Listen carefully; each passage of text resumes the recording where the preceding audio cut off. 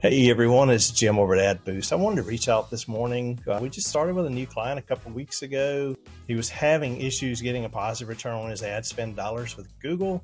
He scheduled a Zoom with us. We took a deep dive into his account, and the first thing we noticed that a major gap was that he's just not in the right auctions in his local market.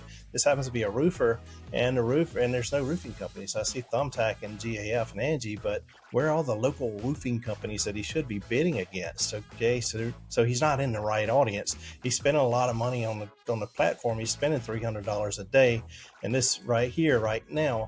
And so after a couple of weeks of working with his account, strategizing, coming up with a plan, I pulled it up yesterday.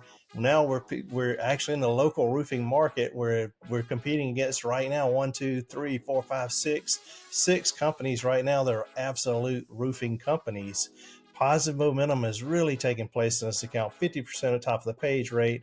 We're ranking above them. So in other words, people that are seeking out roofing companies in his area, he's showing up at the top of the page. He's getting the clicks. He's getting the calls. And we actually dropped his ad spend budget down to $50 a day from $300 a day.